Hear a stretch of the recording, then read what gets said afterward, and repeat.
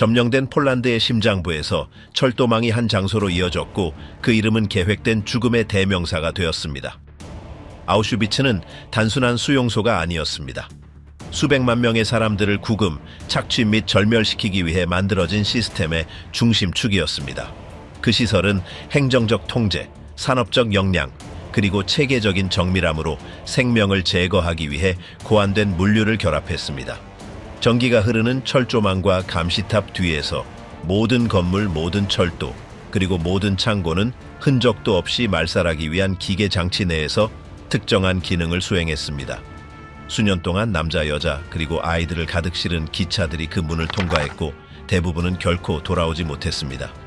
문서, 계획도, 그리고 보존된 유해 사이에서 오늘날까지도 그 공포의 규모가 드러나고 있습니다. 파괴에서 살아남은 기록물들은 여전히 어떤 비밀을 간직하고 있을까요? 독일에서 1933년에 국가사회주의 당이 권력을 잡은 후 첫 몇 달 동안 정치적 반대자들을 구금하기 위한 첫 번째 수용소들이 만들어졌다.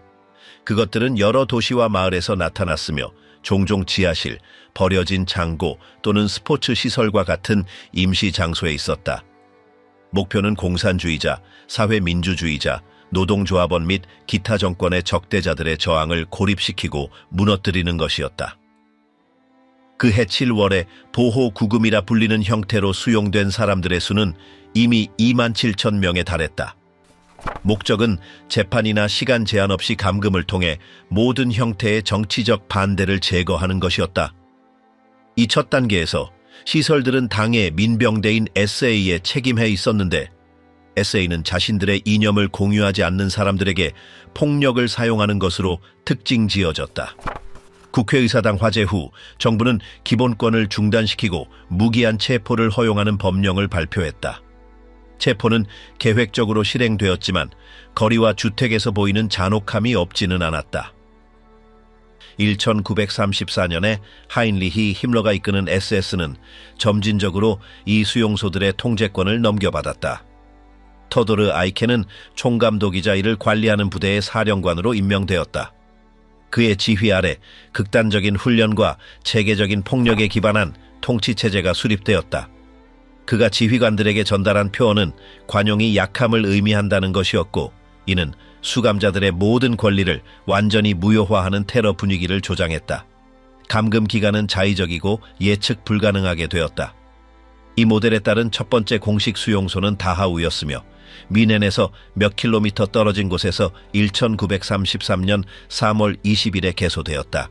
처음에는 독일 정치 반대자들을 수용했지만 다음 해들에는 유대인, 집시, 여호와의 증인, 교회의 국가 통제에 반대하는 성직자, 동성애자, 그리고 반사회적으로 분류된 사람들과 같은 다른 집단의 사람들을 포함시켰다. 조건은 극심한 과밀, 강제노동, 그리고 불충분한 식사를 포함했다.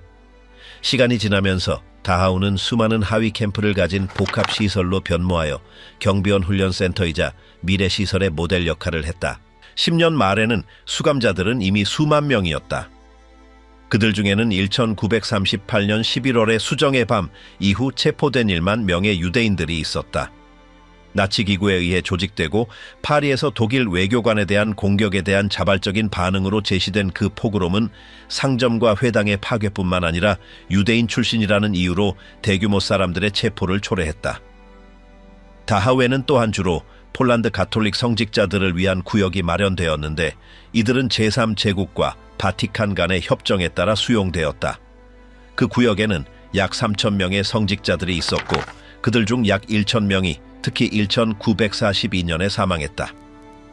체포된 사람들 중에는 수용소 내에서 사제로 서품된 카를 라이스너와 반유대주의 조치에 저항을 조직했던 개신교 목사 마르틴 니모엘러가 포함되어 있었다.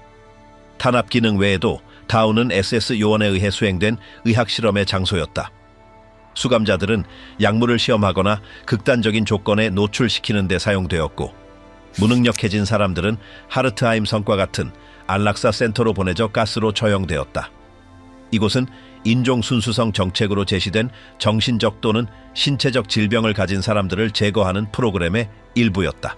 1945년 4월에 티푸스 전염병이 수많은 사망자를 발생시키는 동안 SS는 7,000명의 수감자들을 남쪽으로 대피시켰다. 며칠 후 미군 부대가 수용소를 해방시켰고 공식적으로 등록된 3만 구 이상의 시신을 발견했다. 1936년과 1939년 사이에 수용소 시스템은 현저히 확장되었다. 이 두 번째 단계에서 반사회적 또는 범죄자로 분류된 사람들도 수용되었는데 이는 매춘부, 거지, 집시 또는 고정주거지 없는 사람들을 포함하는 모호한 범주였다. 작센하우젠, 부엔발트, 라벤스브리크, 주로 여성을 위한 곳, 노이엔감메, 슈투트호프와 같은 수용소들이 추가되었다. 노동 착취가 더 큰 비중을 차지하게 되었지만 탄압과 굴욕은 여전히 핵심 목표였다. 1938년에 오스트리아와 주데텐란트의 합병은 정치범의 증가를 가져왔고 이는 오스트리아의 마우트하우젠과 같이 그 지역의 시설을 개설하게 만들었는데 이곳은 극심한 노동이 매우 높은 사망률을 야기하는 채석장 근처에 있었다. 같은 해 수정의 밤은 전 제국에서 36,000명의 유대인을 체포하게 했고 이들은 예방구금이라는 분류해 강제 수용소로 보내졌다. 그 시대의 한 증언은 유대인 수감자 그룹이 다우에 도착한 것을 묘사한다. 밤새도록 서 있고 화장실에 접근할 수 없었던 후 그들은 옷을 벗고 머리를 삭발하기 위해 막사로 끌려갔다. 그들은 줄무늬 제복을 받았고 등록되었다. 그들 중 한 수학 교수는 자신을 폭행하는 경비원을 때렸고 이를 목격하도록 강요된 수감자들 앞에서 25대의 채찍질이라는 공개 처벌을 받았다. 처벌은 상처에 소금과 후추를 바르는 것을 포함했으며 피해자는 다시는 보이지 않고 수용소에서 사라졌다. 이 시기에 체포는 또한 정권이 추진한 4개년 계획의 건설 작업에 필요한 노동력 수요에도 부응하기 시작했다. 수감자들은 요새 도로 및 기타 군사 인프라를 건설하는 데 보내졌다. 이 노예 노동의 체계적인 사용은 수감자들에 대한 나치 정책의 영구적인 요소가 되었다. 수용소의 내부 행정은 수감자들 간의 계층을 포함했다.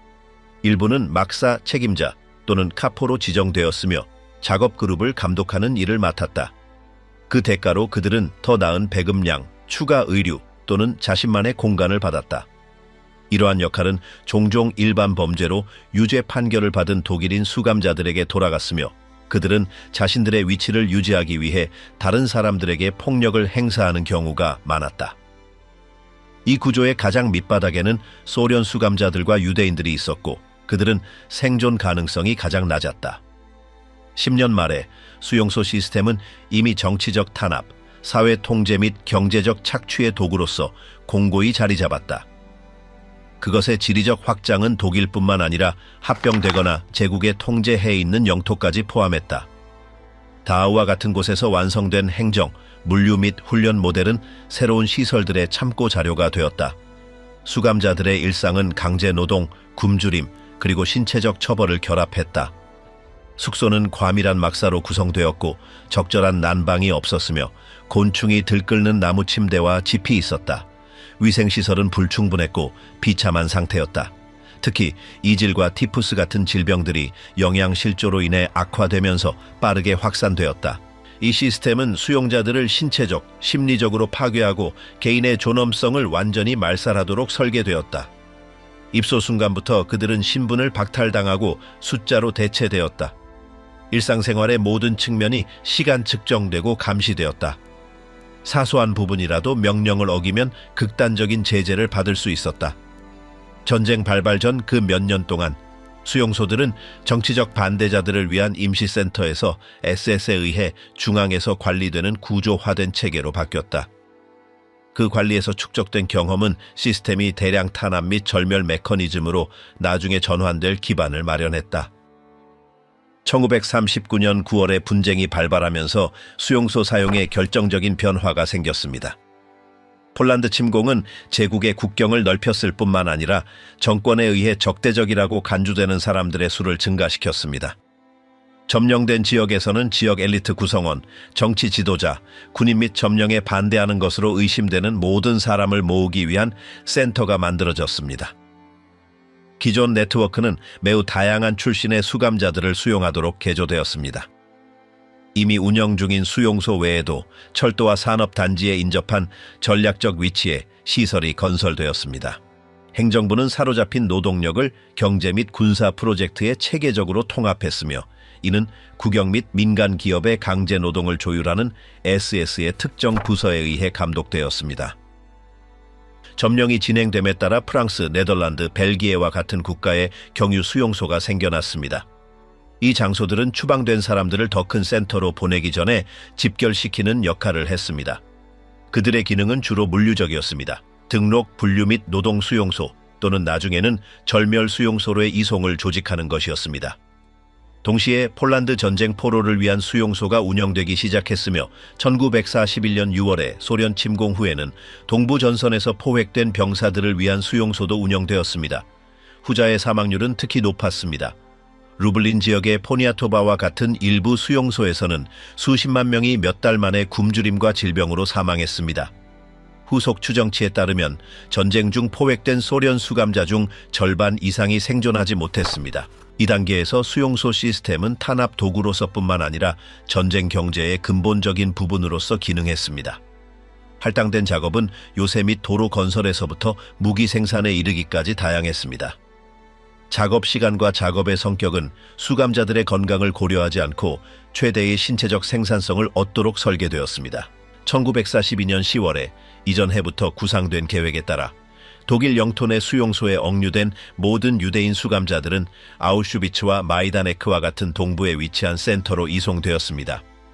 이 장소들에서 대다수의 운명은 즉각적인 처형 또는 죽음에 이를 때까지의 노동 착취였습니다. 이 시기는 또한 새로운 영토의 합병과 통제 강화를 위한 필요성으로 특징지어졌습니다. 새로 편입된 지역에는 기존 건물을 활용하거나 새로운 막사를 건설하여 수용소가 설치되었습니다. 일부는 문제적이라고 여겨지는 전체 인구를 억류하는 데 사용되었고 다른 일부는 추방된 사람들로부터 압수된 물품을 분류하는 데 특화되었습니다. 시스템은 계속 확장되었습니다. 공장이나 농업 착취와 관련된 보조시설의 수가 증가하여 대중적 가시성이 낮고 현지 통제가 더 강력한 다양한 지역으로 강제 노동을 확대할 수 있게 되었습니다. SS와 게슈타포 간의 조율은 사법 절차 없이도 모든 용의자가 체포되어 이 장소들로 보내질 수 있도록 보장했습니다. 체포는 정보원의 보고, 대규모 급습 또는 단순한 행정편의 기준에 기반할 수 있었으며 무차별적인 탄압을 조장했습니다. 1941년 6월의 소련 침공은 또 다른 전환점이 되었습니다. 전투의 규모와 포획된 수감자의 수는 이전의 어떤 경우보다 많았습니다. 소련 병사들을 위한 수용소는 즉결 처형과 감금 조건으로 인해 대량 사망의 현장이 되었습니다. 많은 경우 수감자들이 최종 목적지에 도달하기도 전에 사망했습니다. 동시에 정권은 더욱 체계적인 살해 방법을 실험하기 시작했습니다. 그때까지 처형은 주로 총살형으로 이루어졌지만 분쟁의 규모와 나치 인종 이데올로기는 집행자들의 직접적인 개입을 줄이면서 대규모 집단을 제거할 수 있는 절차를 모색하게 만들었습니다. 이러한 초기 실험은 얼마 후 최종 해결책으로 알려지게 될 정책의 전조가 되었습니다. 행정구조는 새로운 필요에 대처하기 위해 강화되었습니다. 수용소 담당 중앙부서는 수감자들의 관리, 운송 및 작업에 대한 통일된 규정을 수립했습니다. 각 주요 수용소는 입소 등록, 물품 분류, 노동 할당 및 규율 통제를 위한 부서를 갖추고 있었으며 하위 수용소들은 이러한 본부들에 계층적으로 종속되었습니다. 제국의 영토 확장 또한 점령된 국가들의 기반 시설 편입을 의미했습니다. 특히 폴란드에서는 수천 명의 구금자를 수용하기 위해 군사 건물과 산업단지가 개조되었습니다. 철도 노선 근처의 전략적 위치는 유럽 각지에서 수감자들이 꾸준히 도착하는 것을 용이하게 했습니다. 1941년 말경 시스템은 분산된 수용소들의 집합체에서 표준화된 기준으로 관리되는 상호 연결된 네트워크로 진화했습니다. 이 네트워크는 탄압적이든 경제적이든 정권의 필요에 신속하게 대응할 수 있도록 했습니다. 정치적 탄압, 인종적 박해 및 노동 착취의 조합이 일상적인 운영을 규정했습니다. 많은 경우 수용소에 머무는 것은 최종 목적지가 아니라 더 치명적인 장소로의 추방을 위한 이전 단계였습니다. 이송은 폐쇄되고 과적된 마차에서 이루어졌으며 도착 전에 수많은 사망자를 발생시켰습니다. 수년 후 수집된 증언들은 이 단계가 수감자들에 대한 대우와 시스템의 치명성에 있어 현저한 강화를 가져왔음을 확인시켜 줍니다. 계획은 특정 집단의 물리적 제거를 향해 점점 더 나아갔는데, 심지어는 아직 총체적 절멸 정책이 공식적으로 채택되지 않았을 때에도 그러했습니다. 조건 악화, 과밀 자원 부족은 전체 네트워크의 공통적이었습니다. SS 행정부는 입소 및 출소 수치뿐만 아니라 할당된 작업의 생산성에 대해서도 세심한 통제를 유지하여 수감자들을 군사 및 경제적 필요에 따라 조정되는 메커니즘 속의 단순한 숫자로 전락시켰습니다. 1941년 여름, 독일의 소련 침공은 새로운 전선을 열었고, 그와 함께 정권 정책의 전례 없는 단계를 시작했다. 동부에서의 군사작전은 이념적 및 인종적 적이라고 여겨지는 사람들을 제거하는 임무를 맡은 특별 부대와 동반되었다. 아인자츠 그루펜으로 알려진 이 부대들은 군대 후방에서 활동하며 지침에 명시된 집단들, 즉 공산주의 간부, 지식인, 정치위원, 그리고 체계적으로는 전체 유대인 공동체를 식별하고 처형했다. 그들의 행동은 빠르고 치명적이었다. 도시와 마을은 포위되었고 표적 인구를 집결시키라는 명령이 내려졌으며 등록과 소유물 박탈 과정을 거쳐 대규모 총살형이 진행되었다. 키예프의 바비 야르 협곡은 이 시기의 상징 중 하나가 되었다.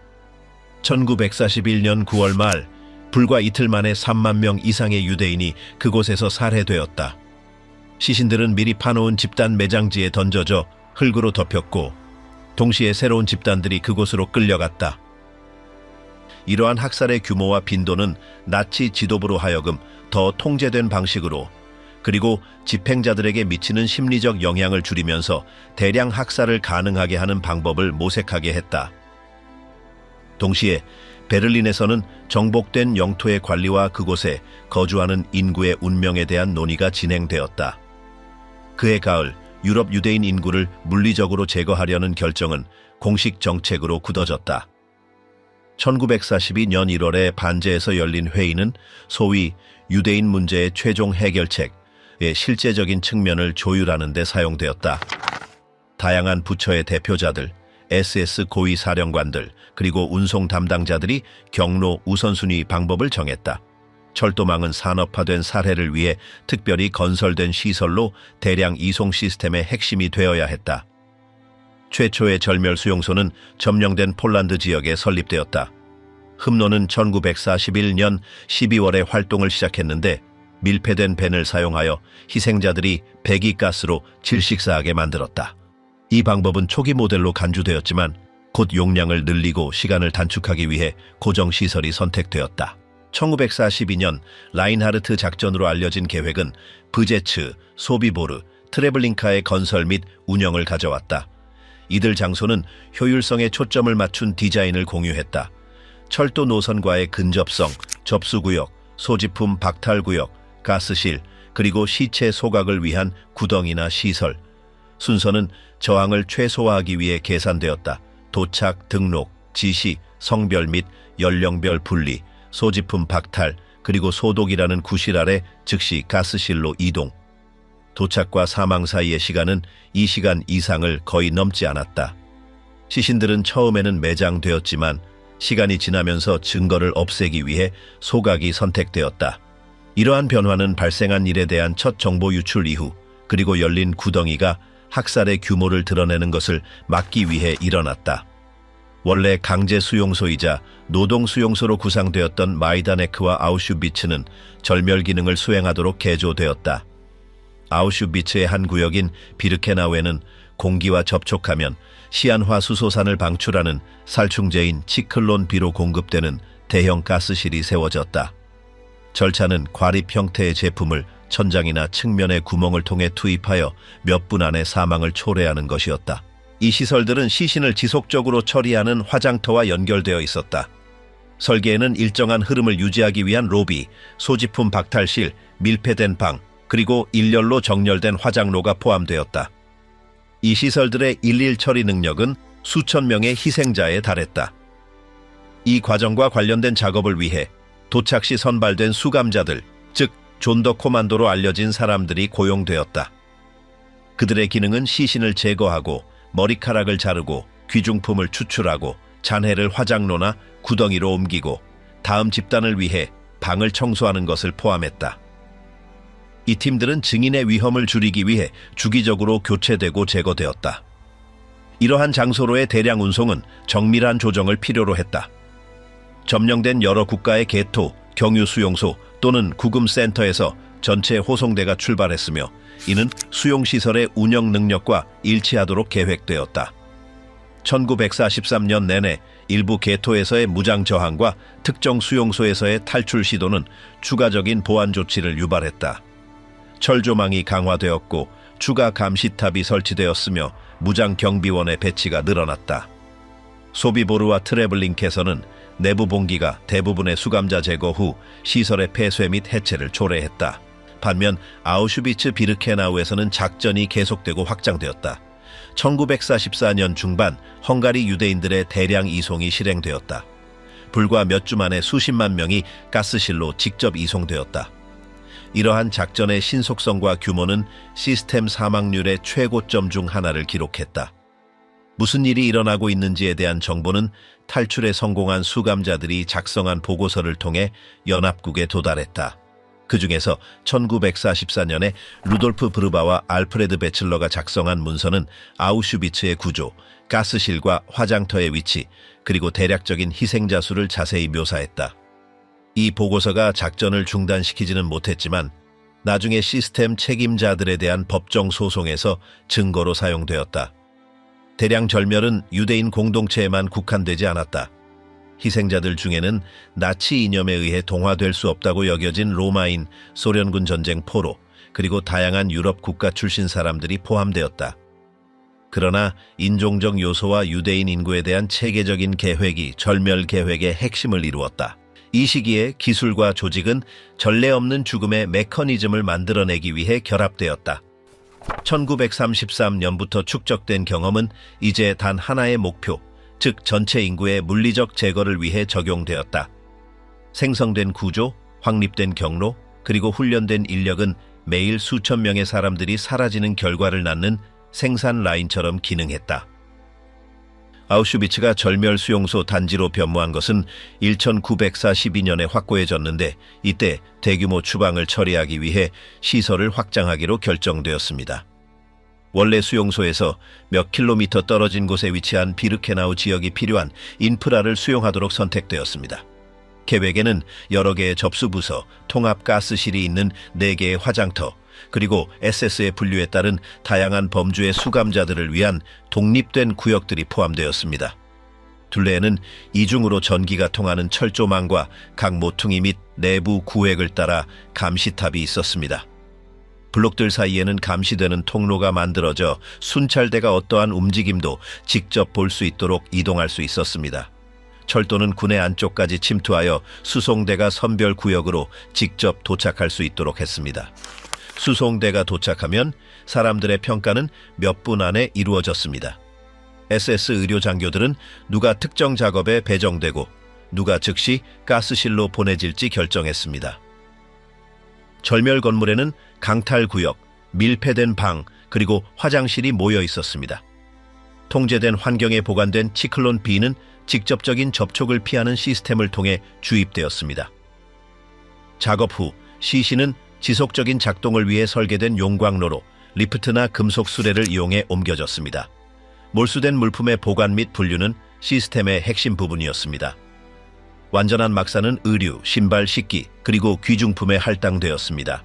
전문팀은 품목을 포장하고 라벨을 붙여 독일이나 중앙 창고로 보냈으며 재료를 유형별로 분리하고 귀금속을 회수했습니다. 1943년에 소각 속도를 높이기 위해 화장터 2개와 3개가 수정되었습니다. 용광로는 중단 없이 작동했으며 고장을 방지하기 위해 영구적인 유지 보수가 이루어졌습니다. 재는 발생량에 따라 구덩이에 버려지거나 강과 들판에 뿌려졌습니다. 중앙집중식 행정부는 각 수송대에 도착, 인원수, 노동할당, 그리고 각 작전에서 발생한 수치를 기록했습니다. 이러한 보고서는 정확하게 보관되어 효율성을 평가하고 작전을 계획하기 위해 상급 지휘관들에게 제출되었습니다. 1944년에 헝가리에서 온 유대인들의 대규모 추방은 단지의 수용 능력을 한계까지 끌어올렸습니다. 임시 대기 구역이 마련되었고 시설 사용이 강화되었습니다. 이 몇 주 동안 열차는 매일 도착했으며 하차와 처형 사이의 시간이 최소한으로 단축되었습니다. 새로운 수감자들을 격리하기 위해 고안된 격리구역은 선정된 그룹을 위한 중간 공간으로 사용되었으며 성별 분리와 영구적인 감시를 유지했습니다. 보안 배치는 개순찰대, 야간 순찰, 고출력 탐조 등 그리고 탑과 중앙 사무실 간의 직접 통신을 포함했습니다. 절멸 및 보관 구역 외에도 철도 자재 수리, 제복 제작, 그리고 무기 유지 보수를 위한 작업장이 있었습니다. 비르케나우 북부에 위치한 이 작업장들은 엄격한 감독 해 노동력을 사용했으며 독일 전쟁 산업 부문 기업들과의 계약과 연관되어 있었습니다. 1944년 말과 1945년 초 독일군이 철수하는 동안 증거를 숨기기 위해 시설의 일부를 파괴하라는 명령이 내려졌습니다. 화장터 4개와 5개는 해체되거나 불에 탔고 나머지 용광로의 작동은 줄어들었습니다. 내부의 다른 수용소로의 대피가 조직되었는데 이는 극심한 피로와 추위로 수많은 사망자를 낳은 강제 행진이었습니다. 1945년 1월 15일에 전체 구역을 비우는 준비가 시작되었으며 일할 수 있는 사람들을 우선시했습니다. 주된 행렬은 무장한 감시 아래 서쪽으로 출발했고 낙오자들은 즉석에서 처형되었습니다. 1월 20일에 화장터의 활동이 중단되었고 문서와 기록들이 불태워졌습니다. 1945년 1월 27일에 소련군이 아우슈비츠 비르케나우의 경계에 도달했습니다. 내부에서는 대피하지 못한 수천 명의 수감자들과 소지품으로 가득 찬 창고 그리고 절멸 인프라의 잔해를 발견했습니다. 회수된 자료의 규모는 거의 3년 동안 그곳에서 진행된 작전의 규모를 입증했습니다. 수감자들을 집중시키기 위해 고안된 이 단지는 체제의 행정 및 경제 구조에 통합된 대량 살인 시스템의 핵심으로 진화했으며 해방 직전까지 활동을 유지했습니다. 아우슈비츠 비르케나우에 아직 남아있는 유적들은 중단 없이 작동하도록 고안된 기계 장치의 메커니즘을 정확하게 재구성할 수 있게 합니다. 각 벽, 각 평면도, 각 문서, 그리고 회수된 각 물건은 수백만 명의 사람들을 정확한 방법으로 계획하고 실행하는 시스템의 능력을 반영하는 기록의 한 조각을 이룹니다. 단지의 해방이 이러한 이해 작업을 즉시 종료시킨 것은 아니지만 수십 년에 걸쳐 증언, 목록, 그리고 물질적 증거를 수집하는 지속적인 과정에 길을 열었습니다. 보존되고 분석된 이러한 요소들은 그곳에서 진행된 작전의 규모와 범위를 상세히 알게 해주었으며 20세기 가장 세심하게 구조화된 절멸 시스템 중 하나가 어떻게 조직되고 실행되었는지에 대한 문서화된 시각을 제공합니다.